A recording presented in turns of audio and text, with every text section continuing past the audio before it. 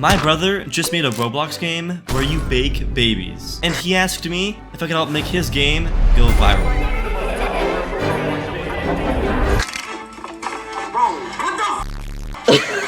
And of course, because I've done it before, I knew I could do it again. So in this video, I'm gonna try to bring his game from 0 players to the front page. But for you to understand why he made a game where you literally bake babies, let me give you a bit of context just for 60 seconds. After my brother watched my most recent YouTube video, he called me on Discord and he told me he wanted to make a recess-styled game. A recess-styled game is a game you'd play as a kid during recess, but you remake that in Roblox. And for some reason, the first game idea that came to his mind was a game where mommies have to capture stinky babies and put them in the bath. And the only way for the babies to get out of the bath is by having another baby help them escape. It's kind of like the game Flee the Facility or Freeze Tag. I loved the idea so much, and I asked him if I could be a part of the game, which he said yes to. I immediately started to map out the different mechanics the babies should have. I knew the babies had to feel a bit like the game Fall Guys, and needed to feel slippery and a bit like a ragdoll. I told my brother and his programmer that we just needed to get a working prototype of this game out, and then from there, we'll know whether it's fun or not. And just a few days later, we had a working prototype. When we tested, we had fun playing, but something about the game just kind of felt off.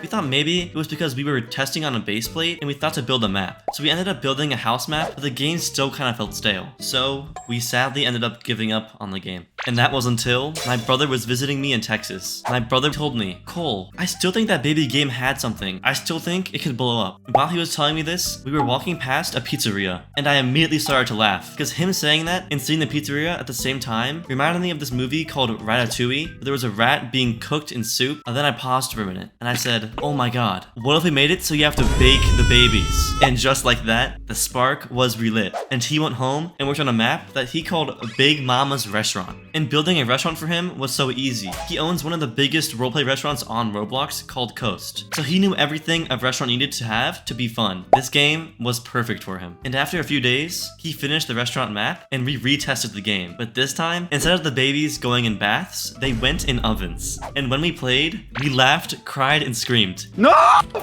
Got it!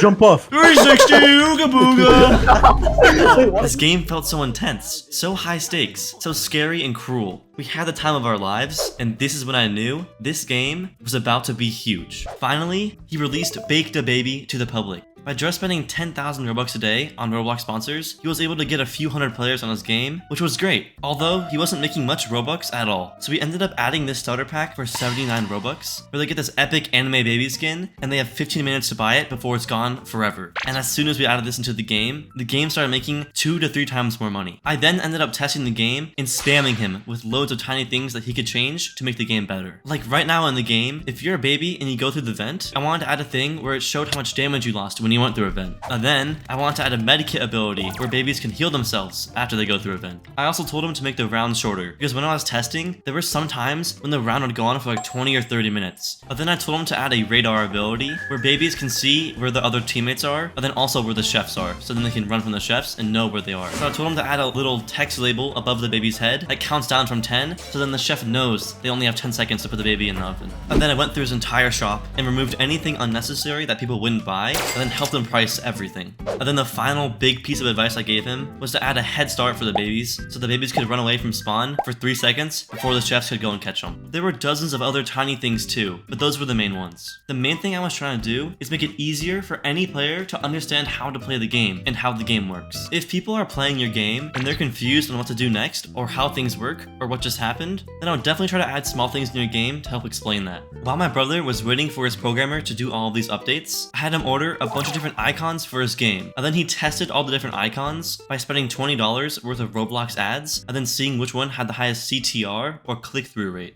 And this icon right here ended up being the best by far. If you're working on a game and you're trying to figure out what a good CTR is for your Roblox game icon, I would say anything above 3% is pretty good, and anything above 4% is insane. And this icon is well above 4%. Then I went through and helped write the entire description for the game, making it way shorter and simpler than it was before. Then I set the genre to fighting for the game, because now if the game blows up, Roblox will put it under the fighting category on the front page, which will bring us thousands of more players. And now, there was nothing else I could do other than sit back, relax, and wait for him to make all those updates. Around a week goes by, and they made the updates. The game went from having 100 to 200 players consistently to 300 to 400 already. But for some reason, we weren't able to get the game to hit anything above 400 players for a full week. So my brother asked me, Cole, how do I make this game go even more viral? I'm tired of spending $50 a day on Roblox ads just to get the same amount of players. Then I showed him Social Seed. Social Seed is a website I made where Roblox developers can find and hire big creators to make videos on their game in exchange for money. All you have to do to make an account is go to socialseed.com, press join group, then copy your profile link into this text box here, then choose how you want to sign in. Now, all we need to do is add our game. So I'm going to go to my profile, then press my games, press add game, then insert my Roblox game link. Now, press next and save. For the final step, press on the creators tab and look for a creator that you can afford that you want to make a video on your game. My brother chose someone named Nikolov, who is one of the biggest creators on the site. He pressed make offer, selected his game, chose one TikTok, then answered some questions. Nico ended up getting back to him and charging him $400 for him to post a TikTok about his game. And $400 to spend on one creator to make a video on his game was a lot. But because Nico averaged nearly 1 million views per video, we were pretty confident it would be worth it. And after a few days, the game ended up dying down to 200 players, so we really needed Nico to make a good video.